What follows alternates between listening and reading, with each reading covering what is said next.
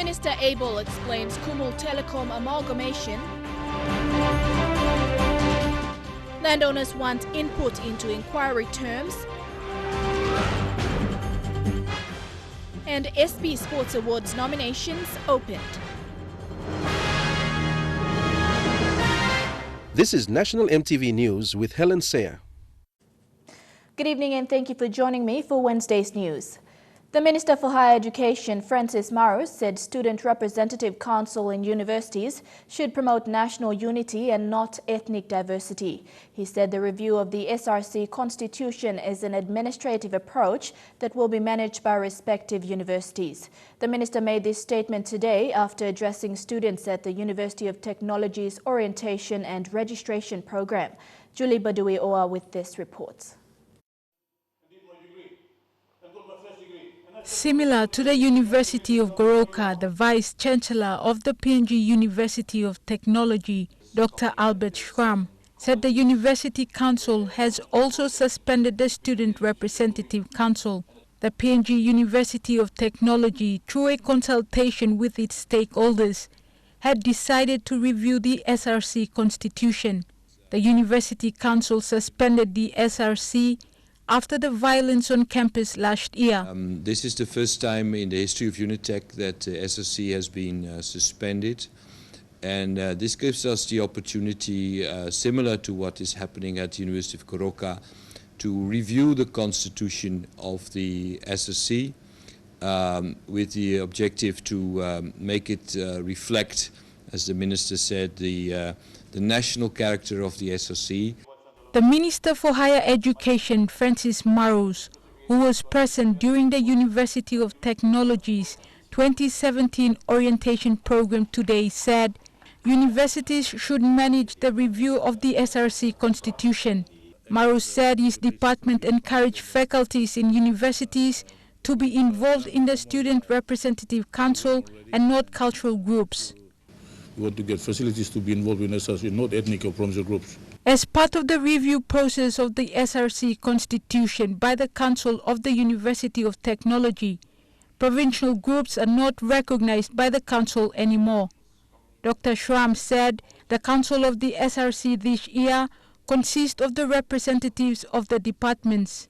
The new SRC Constitution will continue to reflect national unity. Julie Badui-Oa, National EMTV News, Leh. Unitech will also build a new double-story massing facility this year. This will replace the burnt-down mass from the 2016 anti-corruption protests. Minister for Higher Education Francis Maros said the government will deliver the 35 million kina building before the elections. This comes at a time when the government is taking cost-cutting measures in public health, education and infrastructural development. Harry Gimbari reports from Leh.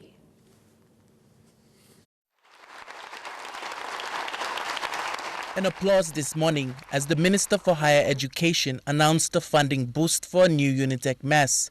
The new mess will replace the burnt-down mess from the 2016 uni protests. First years listened attentively as the Minister encouraged them towards taking responsibility for their education. Competition is very, very tough. And we demand all of you to excel in your education so that you can be those lucky ones to get those scholarships. The funding promise comes at a time when the public service delivery machinery of health, education and infrastructure are facing budget cuts. The new students will join a line of students who a year ago staged nationwide protests on budget shortfalls in the economy. But the minister remains optimistic. Government has come good in terms of giving whatever for them to at least kickstart the institution. And then the shortfall in terms of mess, when my department, through its savings, does complement, then Unitech will be, as usual, normal to operate. The Deputy Vice-Chancellor, Dr. Ora Renagi, said despite the delay in the funds for the mess, the university is looking at other areas of revenue generation while also cutting spending on non-essential areas. Harry Gimbari, National EMTV News, Leh. The state's three telecommunication companies, Telecom, B-Mobile and Dataco, will be amalgamated under a new name, Kumul Telikom. The announcement was made this afternoon by Minister for National Planning and Acting Minister for Public Enterprise and State Investment, Charles Abel. Minister Abel said the NEC decision was based on the simple logic that is, the amalgamation allows cost-effective sharing of resources and market intelligence. The Kumul Telikom amalgamation was approved by the National Executive Council yesterday, February 21st. The amalgamation means that Telecom PNG remains a 100% subsidiary of Kumul Consolidated Holdings. It is renamed Kumul Telikom Holdings Limited. B-Mobile and Dataco will become subsidiaries of Kumul Telikom, effectively merging the companies. So what is happening is that under the existing telecom, is being renamed to Kumul Telikom, and the other two companies become subsidiaries under there. In other words, their shares are transferred there. The management, the staffing structure, the licenses and the assets remain there. You will know that EMTV and Daytech are also owned by Telecom. And the idea is to try and create a vertically integrated company that creates content and then that has the backbone and the infrastructure to drive that content through into mobile towers right down to the end user. Mr. Abel said the decision to amalgamate the three companies ensures that Kumul Telikom keeps up with the changing times and operates as an integrated retail and wholesale operator. We've got to respond to changing times. We can't have government entities competing against each other. We can't have Telecom competing against B-Mobile. It just does not make sense. We need a single, strong and successful government entity that is structured in an internationally modern way, under a unified board and unified management. So it is coordinated, and it will be for the benefit of the people of Papua New Guinea. It will be for the benefit of the staff of these entities to have it structured in such a manner. The three telcos will share basic infrastructure such as towers throughout the country. Minister Abel said the amalgamation will improve, expand and increase access to an affordable ICT network. It's all in line with the consolidation agenda. Government trying to structure its companies such that they are successful, they provide services and they provide competition in the marketplace. The position of managing director is currently vacant, but a transition management team led by current CEO of Telecom PNG, Michael Donnelly, will oversee and ensure the successful amalgamation of the three entities. Deli Waigeno, National, EMTV News. Minister Abel has called for interim actions to be taken to manage Engau's problems, which includes the cancer facility needing a specialist and equipment. Abel, who is also the National Planning Minister, says the 200 million kina promised by the Australian government as part of the asylum seeker deal must be made available for Engau's development. A new cancer treatment facility is expected to be built from that. Bethany Harriman with this report. The Engau Cancer Treatment Facility not having a specialist and equipment has received more high-level attention. Today, Acting State Enterprise Minister Charles Abel said Engau's infrastructures will be rebuilt, including a new cancer facility. But it all depends on how fast the Australian government releases the 400 million kina funding, part of the Manus asylum seeker deal. So forth. And I said it is my request that the Australian government utilise the $200 million that was earmarked to build a modern hospital of at least 500 beds. So that discussion went on for a while, but I'm pleased to say the Australian government has accepted that position. The designs and development plan are now complete, and they're moving towards the procurement process to rebuild a new modern hospital, which includes all the furniture, fittings and equipment. And of course, I would hope that that includes a modern cancer unit as well. But while that is in the long term, Charles Abel, who is also the planning minister, says in the interim, the health department and the board of Engau will have to look into fixing much of Engau's problems.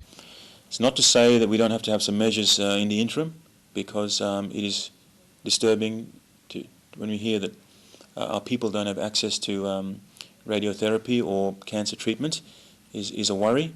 and it concerns me to continue to hear about that issue in terms of the Angao Cancer Unit. And I know the Health Minister has been getting a barrage on that, and so I hope that he and his Health Secretary are responding to that, and indeed the board. It's understood that yesterday the Health Minister, Michael Malabag, announced that the Health Department is recruiting 3 cancer specialists, including a volunteer from Australia who will be treating cervical cancer. Health authorities are now acting amidst the continuous public outcry to fix Angao's problems. Bethany Harriman, National EMTV News. The customary landowners of the proposed military base relocation are calling on the Prime Minister to include their terms of reference into the proposed Commission of Inquiry. The landowners from Manumanu and Gabadi said the petition was presented to the Prime Minister's office yesterday in the presence of Central Governor Kila Hauda. They want the findings of the Commission of Inquiry to come out before the issue of writs for the national elections. The customary landowners of the controversial Manumanu and Gabadi land areas want the Prime Minister to include their concerns into the proposed Commission of Inquiry. They want findings as to how the transactions took place between those involved in the land acquisitions for the proposed military base relocation.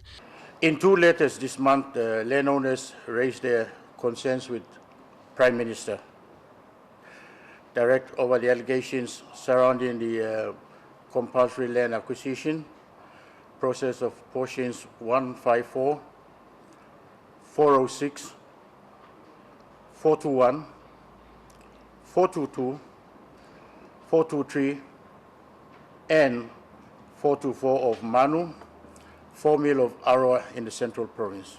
They stated 6 points in their terms of references to be included into the Commission of Inquiry. And the country is waiting on his announcement on formation of the commission, the terms of reference, and how long it will run. We hope it finishes before the elections. Today, they announced that they want the findings to be released before the issue of writs before this year's polls. What relief would the Commission of Inquiry recommend in favor of the traditional landowners? We would want to be assured of the inclusion of our terms to be included in the Commission of Inquiry by the Prime Minister of Papua New Guinea, Honorable Peter O'Neill. Meanwhile, earlier this month, the Prime Minister, Peter O'Neill, announced that the proposed Commission of Inquiry is expected to be completed before the March Parliament session. We are placing a time frame of less than 8 weeks. We want these reports to be concluded before the next Parliament sitting, which is the last session of this term of Parliament, at which time I want to table this report in Parliament. So it will be done in less than 8 weeks. Prime Minister Peter O'Neill also indicated investigations are being undertaken by the Police Fraud Squad and the Ombudsman Commission. This controversial land-grabbing issue has seen ministers and governmental departmental heads sidelined. Marilyn Diaukatam, National EMTV News. In the news ahead, 2 men accused for double murder appear in court. Edaranu stops illegal water connections and more settlers evicted. Stay with us.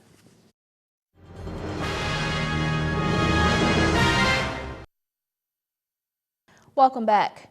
Transnational crimes, maritime security and defence cooperation are key areas that will be discussed between Australia's Secretary for Department of Foreign Affairs and Trade and the PNG government. DFAT Secretary Francis Adamson arrived in the country yesterday and will be meeting with government, business and community leaders to address these issues.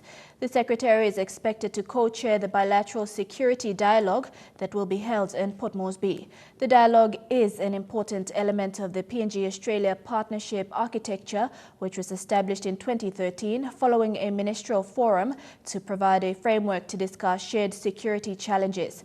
Ms. Adamson was appointed DFAT Secretary in August 2016. 2 of the 4 men implicated in the double murder at Port Moresby's Ella Beach suburb have appeared in court. Kevin Vele and Bob Stephen went before the Waigani Committal Court for willful murder and armed robbery charges. Both are in custody and appeared in court today. The case went before Waigani District Court Magistrate Mekeo Gauli. Both accused are at different prosecution stages with their cases. Accused Kevin Vele Batoko was arraigned this afternoon. The charges against Batoko were read out and he was told bail would only be granted by the National Court. The second accused, Bob Stephen, appeared for his second mention. Police alleged that on the night of 30th January this year, the two co-accused with another two men stole an unmarked police vehicle belonging to the Apex security planning team. They then tailed a senior public servant to his house at Ella Beach and shot him before stealing his vehicle. Another bystander was also shot. The two victims are identified as Raymond Logi and Shama Memafu. The two co-accused have been charged for armed robbery, willful murder, and the unlawful use of vehicle. Police investigation into the double murder is continuing, and the case has been adjourned to March the 23rd. Thekla Gunga, National EMTV News. Edaranu carried out a massive disconnection exercise to illegal water connections in the Gordon suburb of Port Moresby today. This comes after the management announced plans to regulate and control water usage in the city following an outstanding debt of 3.2 million kina, which comes from unpaid water bills. Eric Harupma with this report. According to Edaranu Acting General Manager Communication Services Jonathan Mainu, there were over 300 illegal connections in the nation's capital, which cost the state 3.2 million kina in total debts for free water usage. Today we are embarking on a major mass disconnection. We'll be starting at the Gordon's area. So the Gordon's area alone, we have what we intend to do is to from our data, we have around 300 plus disconnected properties within Gordon's area. So over the years, since disconnection, they never came back. So we assume they are getting water illegally. So we've carried out our investigations. Many of these illegal connections were from the 324, mainly housing commission properties where tenants freely use water without paying their bills. This has prompted the management at Edaranu to survey the area and identify illegal connections. Today, a massive disconnection exercise was carried out in 4 zones of Gordon suburb. Gordon is supposed to be like a properly subdivided area, industrial area, and we're expecting customers to pay for the services that we deliver. So the mass disconnection will start today in 2 zones in Gordon's, and we've out of the 300, we've identified for these 2 zones, we've identified around 93. But in the process of investigating, 26 have come forward to pay for their bills. So we only have around 60 something to do today and tomorrow. Yeah. The minor said for Gordon suburb alone, there are 93 illegal connections, of which 26 consumers have taken ownership or showed up to pay their water bills. However, 67 are yet to pay the bills. Edaranu is appealing to water users to pay the overdue bills to avoid water disconnection. So we encourage people to come forward to avoid disconnection. Better to come forward now and start paying settle your bills and get yourself formalized. And even for the settlements within the vicinity of the area, we'll be also going down to talk to the communities to formalize their connections here. Eric Arupma, National EMTV News.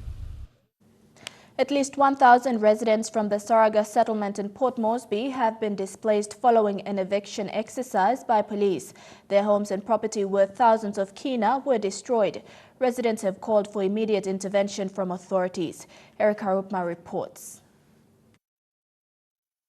EMTV arrived at the scene and saw displaced residents amongst rubble which had previously been their homes.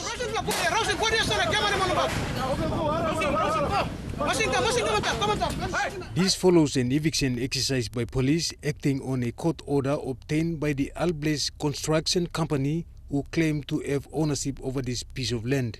603 or sleep. Sample oxim money no payment was Alves Company. Sample on oxim.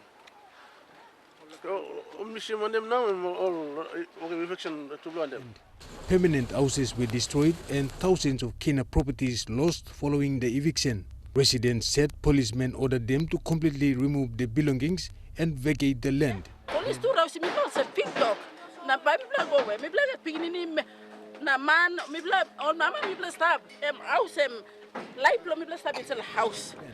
They are now calling on city authorities to rectify this issue immediately.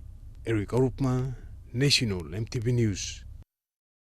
Strong links to markets are essential to generate economic growth for the country's small to medium enterprises. Improving these links creates a healthy cycle by boosting productivity, creating jobs and increasing income. These links are often non-existent, however, and many SMEs are left to their own devices. When dealing with two of the country's sustainable sectors, manufacturing and agriculture, access to domestic and international markets is vital for the survival of any business.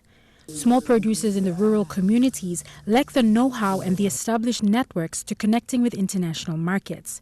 The same dilemma is often faced by SMEs in the urban centers. Ernestine Maxton Graham is an entrepreneur and SME owner. Her business, Maxton House, produces and distributes organic coconut products made in Papua New Guinea using pure local coconut oil. However, she has expressed concerns about the lack of support given to her and other business owners when opening up to new domestic and international markets. You know, I can't find that information readily for me as you would if you were down south. I can't walk into a government body and have a database that I can look up, or even on the internet. How do I go forward with that? Well, this is where we need, export is very big here in this country, trade is big. You know, it can only help an economy. So we need help in that area. Definitely the government has to come up and meet us with that, so that SMEs, not just in my sector, but throughout all of Papua New Guinea, has that available for them. What Ernestine and other entrepreneurs like her need are avenues to facilitate trade, to set out what is needed by law to enter international markets, and assistance to producing these documents. This is an all too common plight faced by small to medium enterprises in the country. Access to market will mean a healthy contribution to the economy, more business for the company, as well as international exposure for the country. I'm Leanne Gerari reporting for National EMTV News. And now looking at our finance news, the Kina closed unchanged at $0.3150 in the interbank markets. At Bank South Pacific, your Kina was buying $0.3075 $0.398 Australian dollars, $0.2897 euro, and 34.69 Japanese yen. Looking at commodity prices at New York close, gold, coffee, and cocoa closed higher. Copra closed the day lower. Crude oil closed higher, while palm oil and copper closed the day lower. And on the stock market, the Dow Jones closed at 118.95 points higher. The ASX is trading at 14.07 points higher, and the Ordinaries closed at 14.71 points higher. Among stories after the break, teachers draft Papua New Guinea maths and science booklets. Stay with us for details.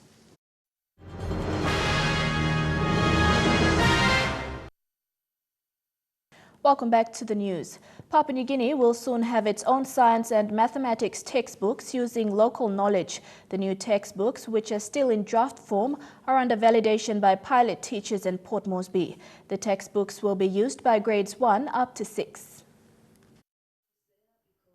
Up to 40 teachers in Central and NCD are taking part in the validation process before the first drafts will be compiled for publication. Under the standard-based curriculum, these maths and science booklets will be used by the lower primary grades. We have to conduct a validation of this textbook because this is a national textbook. Make sure we have to do a quality assurance process and validate, and we receive feedback and finalize our textbook teacher's manual. This would be the first maths and science booklet created using local knowledge. The new developed textbooks aim to give a better illustration and simple explanation to students. Hold the validation meeting every month. So all this pilot teacher will get together and that we discuss and we receive the feedback, and we will finalize our textbook according to their feedback. For the curriculum division, the partnership with JICA is a stepping stone for the development of other materials in the education sector. The project is funded by JICA under the QSME project. We will also go to our subsection to develop the textbooks. We started, we will complete it. In the next 4 or 5 years, Papua New Guinea will have textbooks written by Papua New Guineans from elementary level to secondary sector. The development of the textbooks started in March 2016. According to the head of the Curriculum Development Division, the feedback by the pilot teachers will play a key role in drafting the textbooks. Now there are plans to develop other subjects for the social science stream once validation is completed. JICA hopes to publish the booklets at the end of 2018 for schools to use. Jack Lapava, Junior National, EMTV News.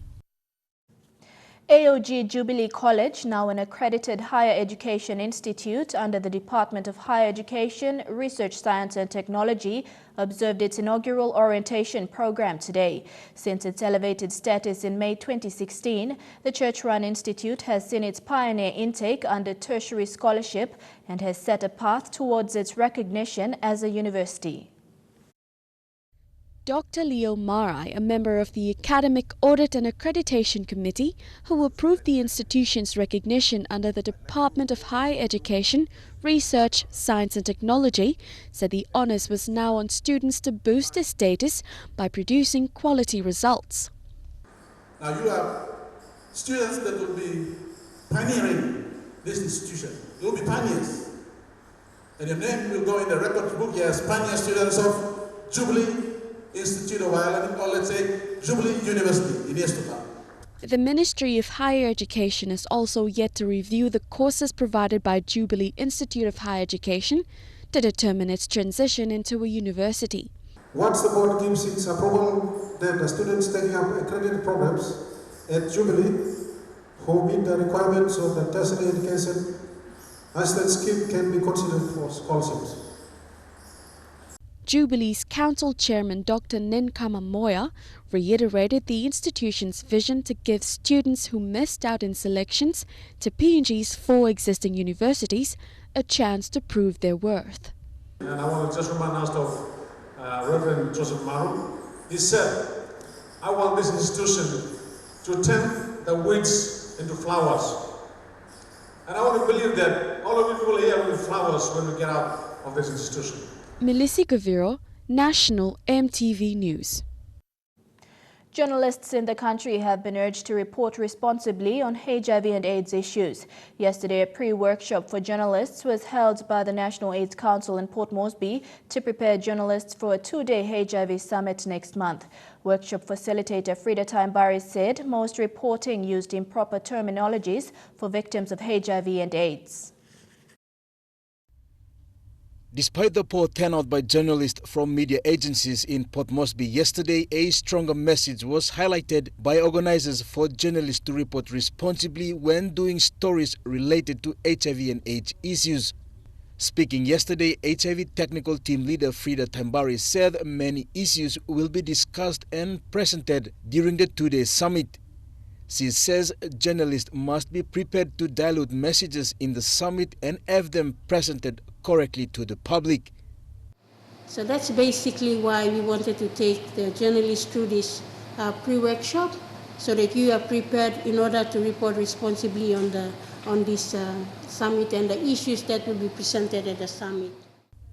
For those who attended the pre-workshop yesterday, many lessons were learned on reporting responsibly. Relevant, all your points must be in order, so sort of your story flows, your story flows, and people would really very much appreciate that kind of writing when your story is flowing. You talk about one idea and you take that idea, you expand it, and you go into details of it, and that's the kind of thing. But according to the National AIDS Council, some topics to be covered in the summit include sex workers, men with sexual diversity, stigma and discrimination. The 2-day summit will happen next month in Port Moresby for Christian leaders from all around the country. Jack Lapava, Junior National, EMTV News. Basketball Melanesian Cup, PNG athletes improve in the United States, and SP Awards. Those stories next in Chukai Sports.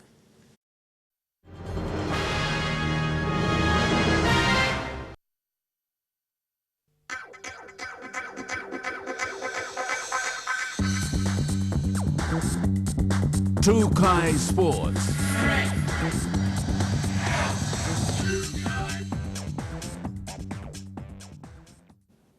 Welcome to Chukai Sports. Papua New Guinea will host the FIBA Melanesian Basketball Cup in Port Moresby from the 24th of September to 1st October. This will see the best teams in the region battle for the cup to earn their spots in the 2019 Pacific Games. The competition is a new Oceania subzone event comprising of Melanesian, Micronesian and Polynesian regions. With PNG to play host to New Caledonia, Fiji, Vanuatu and Solomon Islands, Basketball PNG CEO Joel Kalu said with PNG's proven record of successfully hosting big sporting events such as the 2015 Pacific Games, he is adamant the event will be a success. This year will be a massive year for Basketball PNG, especially with PNG to host the inaugural FIBA Melanesian Basketball Cup. Kalu says arrangements to organize the national side will be a priority in organizing the team to be ready and prepared to take on Fiji, New Caledonia, Vanuatu and Solomon Islands. Our attention is going to be focused on our senior teams because that is a qualifying event for the Pacific Games. So, we need to finish top 3 at the Melanesian Cup to qualify for 2019 Pacific Games. So our attention this year is going to be on our seniors. Look, and it's something that we need to do. Our senior national teams haven't done anything since the Pacific Games. So we'll be hosting a national championships in July for senior men and women. This will be the first ever FIBA Melanesian basketball event for PNG to host in the region, says Oceania Executive Director David Crocker. With available facilities from 2015 Pacific Games and eager volunteers, this event will be a contributor to another international event hosted in the country. Focusing on 17 right now, and the big focus on that is getting our senior teams where they need to be and being the best in Melanesia. Top 3 teams from the tournament will represent their countries at the 2019 Pacific Games in Tonga, while top 2 teams will qualify for the 2025 FIBA Asia Cup pre-qualifiers, while top 2 teams for the women's competition from the 2019 Pacific Games will qualify for the FIBA Women's Asia Cup 2021. Godwin Eki, National EMTV Sports. USA-based PNG athletes have been performing well in various track and field events around the country. 9 of the 11 athletes recently made waves, and some have even broken their own national records. Riley Caputin's national record-breaking performances stood out as she won all 3 jumping events. Caputin was part of the West Texas A&M University team, which attended the 4th consecutive Lone Star Conference Indoor Championships, and she broke her national records in 2 jumping events. In the long jump, she recorded 6.27 meters, which was a record for the conference as well as the 11th best mark in the entire history of the NCAA Division II indoor competition. She also won the high jump event with a recorded season's best of 1.71 meters. And in the triple jump of this season, the national record holder improved to 12.8 meters and won the event by margins. With her top rank, she now prepares for the NCAA Division II National Championships in 3 weeks' time. Meanwhile, Peniel Richard improved his personal best with a 7.02 meters long jump, followed by a season's best of 1.95 meters in high jump. On the other hand, continuous improvements from Edwin Monagi in the multi-events. She secured a personal best of 3,677 points in the 5-event pentathlon, which included an 8.72 seconds for the 60 meters hurdles and a 1.67 meters in high jump. And in the track events, Porogahe Kave clocked 3.66 seconds for the 1,000 meters and Shelley Vonatop 58.05 seconds for the 400 meters. Afure Ada continued her good form, clocking in 24.71 seconds for the 200 meters, which was then brought to track specifications, and she was ranked 6th in the Division 2. And recent entries Robinson Yinambe and Wesley Logorava also attended the championships. Dini Rose Raiko, National EMTV Sports.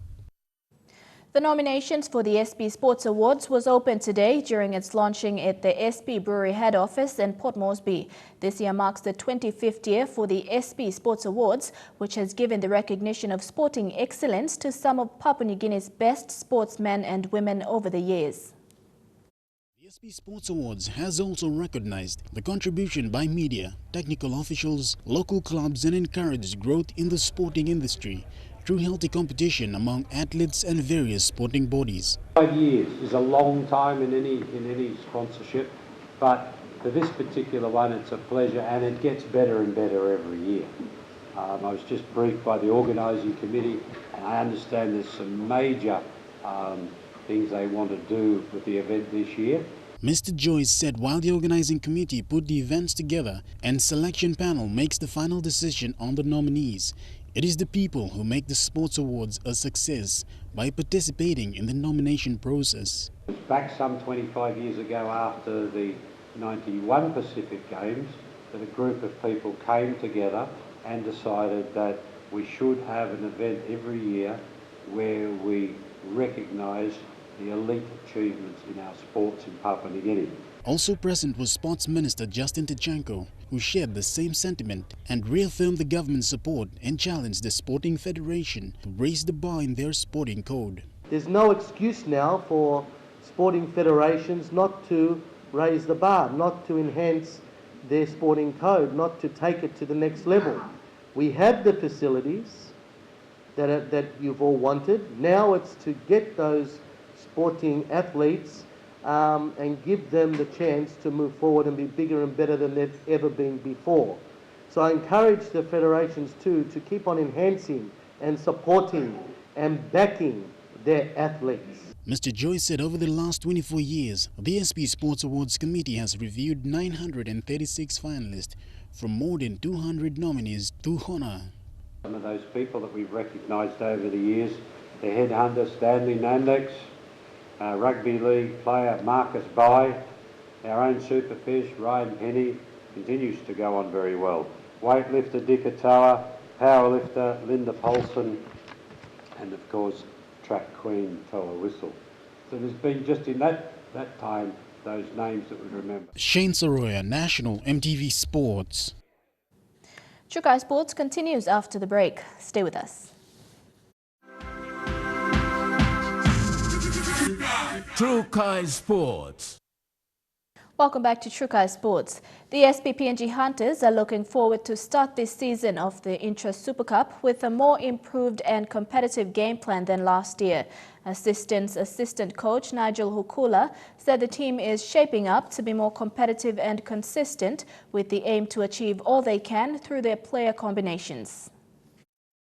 The recent Hunters trial match against Northern Pride has given Coach Michael Marum and his coaching staff a fair bit of idea on how the halves combination should work out for this season. We're trying to build on the combination. We've got obviously with Israel back in the team, so he's a key component to this side, being a playmaker, and his combination with Israel over the past. Assistant coach Nigel Hukula says the team is set on achieving their short-term goals and work on the key combinations in an effort to be more competitive and consistent this season. We're looking at just being competitive and being consistent. That's probably one of the things that we'd like to be throughout the whole season, making sure that we achieve our short-term goals, which is everyone's aware of, which is getting so many wins in the first part. Hukula added the team had a tough pre-season and have learned a lot of things in the pre-season, and that has given the side enough time to get their fitness level up. We had a good 9 to 10 weeks of pre-season, although it was a bit crammed in there. The boys have responded well to it, and they've given themselves a good position through their fitness levels, which we've tested a couple of weeks back. Hukula and his men are looking forward to the season proper as they take one game at a time. Towards the season, every game, every one at a time, and then making sure that we're consistent. That's probably we encourage as much as possible that families and everyone can get out and support the Hunters throughout the year in the home games, and also when we're on the road. Shane Soroya, National EMTV Sports. Sports Minister Justin Tichenko said seating capacity at respective stadiums will be increased to make enough sitting areas for spectators. The minister was referring to the 2017 Rugby League World Cup, which PNG will co-host with Australia and New Zealand. He said the seating capacity of the National Football Stadium only allows for 15,000, but stressed other viewing options will be provided for the public to watch the historic event. While Papua New Guinea seems to embrace sporting events in the country, Sports Minister Justin Tichenko said seating capacities at both the National Football Stadium and the Sejong Stadium will have to increase as there is great interest shown by the people of PNG. While these two stadiums can only cater for 15 to 20,000 spectators, Tichenko said it has come to his attention that more seats will be required for future events. The plan is to increase the seating volume to 25,000 plus. I'm looking forward in seeing the Kumuls beat the three teams hands down. I know they can do it. I've been told they can do it, but the stadiums are too small at the moment. That's the problem. National Football Stadium, you know, we first started off, it was 15,000. You know, really, thank God we've got that second stage, looking forward to put it up to 25,000 because just with this World Cup alone, I'm sure it'll be sold out and in the first couple of days the tickets are on sale.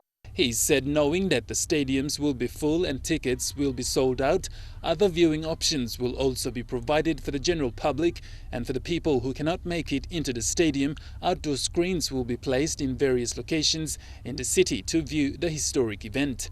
Well, unfortunately, I don't think it will be ready in time for the Rugby League World Cup. I wish it was, but the designs and the plans of that have already gone forward already. But you look at how our Papua New Guineans are embracing what the government is doing in sport, no matter if it's a National Football Stadium or it's a Sejong Stadium. We were criticised for extending Sejong Stadium by another 5,000 seats, but still, it's still not enough.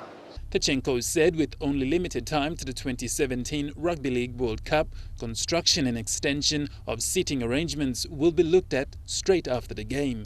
I'm just concerned that, you know, in this Rugby League World Cup will be an outstanding success, but I don't want any of our supporters of Rugby League disappointed that they can't attend the match. So we have to look at ways and means, and I've spoken to Andrew already, where they can have set up big screens in public parks and social areas for those that can't get it or can't get tickets to the game. So we want to incorporate everybody. Godwin Eki, National EMTV Sports. PNG High Performance will be running a 3-day strength and conditioning community coaching course from 16th to 18th March for sports trainers. The course targets community coaches to improve their performance level and ways to minimize risk of injury in community sport. Senior strength and conditioning coach Hannah Ilave said strength and conditioning is a new concept for sport in PNG. She said the course is also expected to help coaches come up with their own training exercises and plan programs. And that ends True Kai Sports. The weather details up next. True Kai Sports.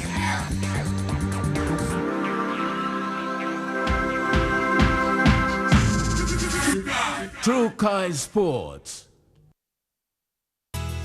The weather details are proudly brought to you by Dulux Weather Shield. Worth doing with Dulux.